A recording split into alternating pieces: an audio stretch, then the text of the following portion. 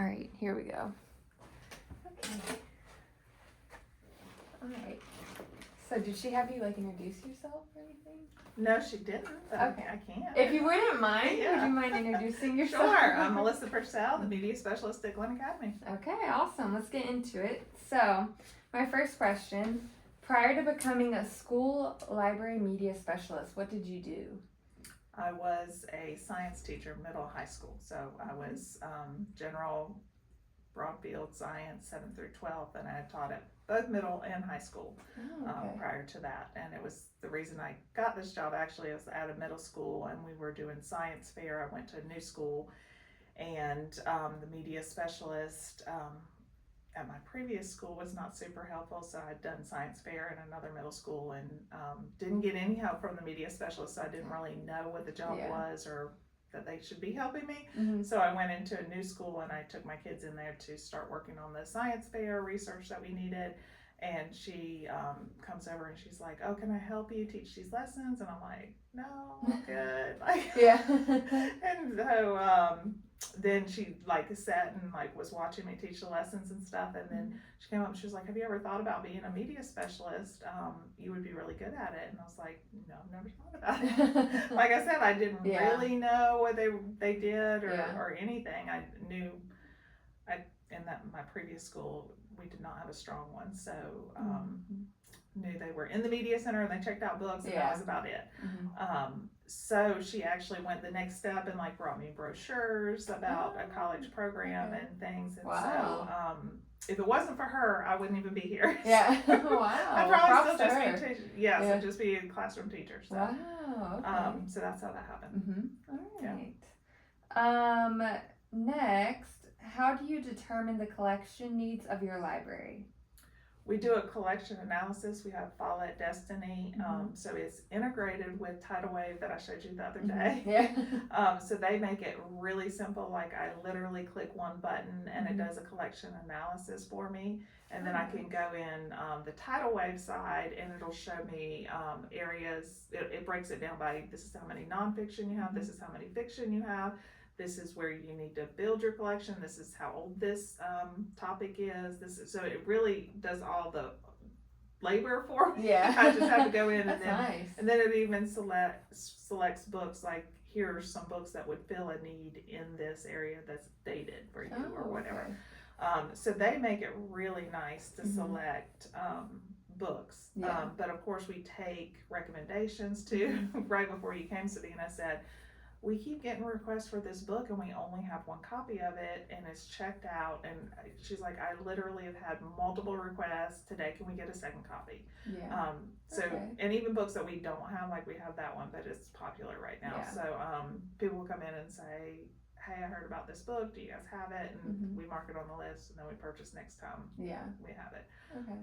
Teachers make requests too, so things they want to use in their classroom, assignments they want to send their kids in for, so they want to make sure we have those books. Do you have a certain way that they can make those requests, or do they just come in and talk to you? They come talk to me, shoot me an email.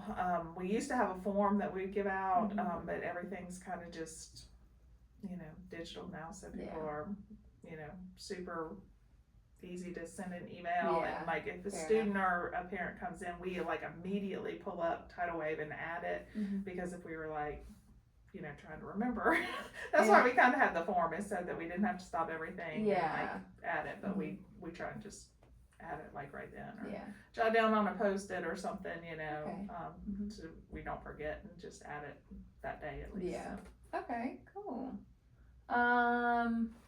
We talked about this a little bit last time I was here, but what role do you play within the school as far as a technology specialist? Yes, so we did talk about, and I actually probably should have said I do all the instructional technology, but when I was referring to, I don't do any hardware technology. So like if they call and say, "My computer's not letting me log on," then the tech takes over from there. I say, "Oh, is it plugged in? Are all the cables connected?" Like that's as far as my walking you through. Shut it down, restart it. There you go. But as far as instructional technology, that's all me. So like all day, every day, I'm getting calls about this program's not working, this, like, I can't do this, how do I do this in this program? So there is a lot of technical side to it, but it's all like the instructional tech side. So all the hardware and this, a teacher she's been contacting me for weeks because we have Go Guardian, and kids are showing up, it's not being online, but they're sitting in front of her online, and so we're like, we know something's going on. I'm contacting the company, so I do that a lot. Contact companies when we can't figure out what's going on, and they're like, it's got to be like a connectivity issue in the room.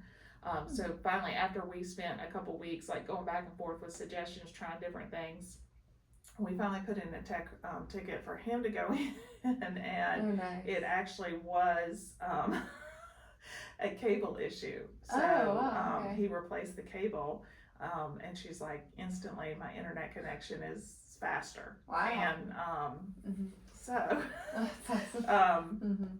there's certain things we do kind of work together with, but he is the hardware person and I'm more the user side. So any kind of user issues I have to deal with. Cool. Let's see. How do you encourage struggling readers? Do you have to deal with that any?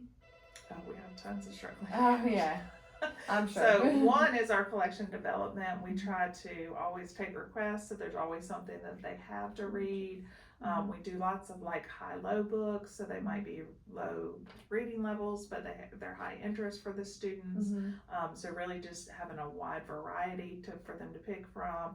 And then Sabina and I are both readers, so we read a lot of books so that we can really recommend a lot of books.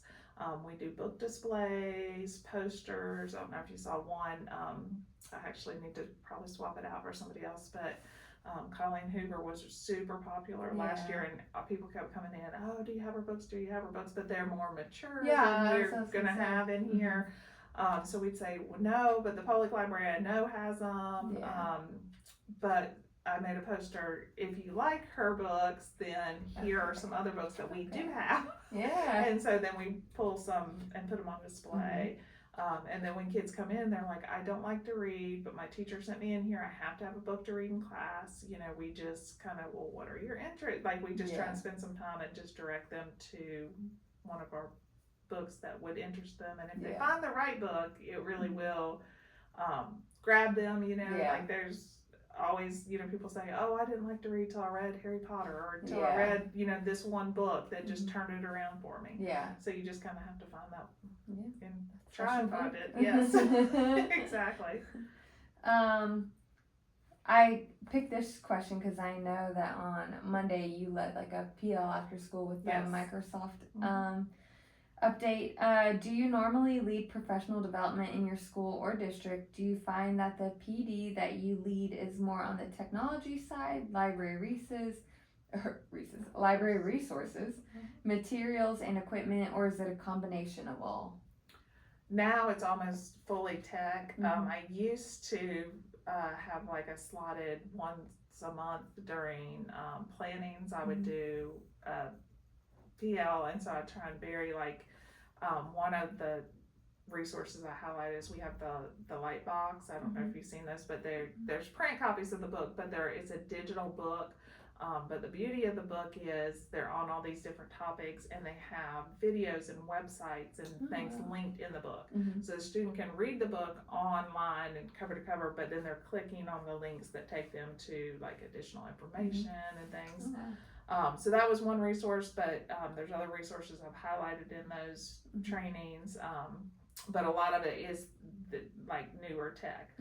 So now it's more, they don't want to take, because there's so much time spent on the PLs anymore, they don't want to pull, even though they were optional trainings for teachers, they don't want to have one more thing on their calendar that they feel like they have to commit to. So they're definitely not as frequent anymore. That's happened over the last couple of years, is that I'm not doing those on the schedule as much anymore, but it's more as they need them. So I definitely like when something new is rolling out. So the two-factor was not a fun thing. Because teachers are having to download that app, and there's a lot of teachers who are very against having to download an app on their personal phone. So yeah, that wasn't a super fun. A lot of the technology ones, if it's just showing them how to use it, like when we got Magic School AI, that was a paid subscription. Like I did some trainings to show, so that was a very fun one because that's really making teachers' lives easier, saving up time. So lots of good feedback when it's something like that. But then makes sense. That's like teaching in the classroom, right? Yes. It can be fun. It can be rough. Exactly. How has COVID impacted the day-to-day operation of your media center? Has it altered your circulation statistics at all?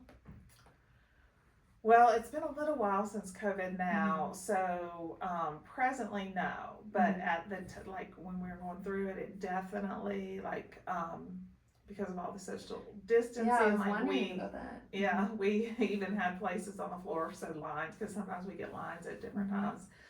So there was some distancing. We still do have our plastic up. That was something we got during COVID.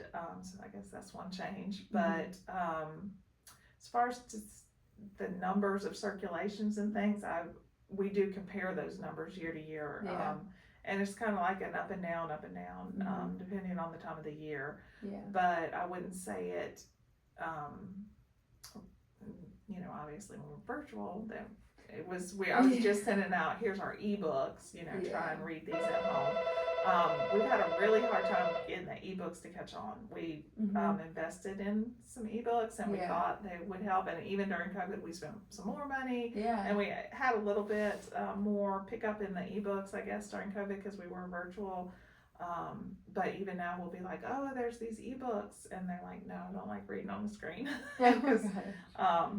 And I don't blame them. I like holding a book too. So we've always had really good circulation numbers. Okay. So cool. And then my last question: are you seen as a teacher, administrator, instructional technology specialist, or a combination of all three at your school? I think it's a combination of multiple things. So I am on the admin team, so I'm not an official department leader because they get a stipend for that, and I don't. But I serve on the team and I go to the meetings. And of course I do teach lessons in the classroom and I teach the PLs, so I'm definitely on that teacher side. I am a certified teacher, obviously. And then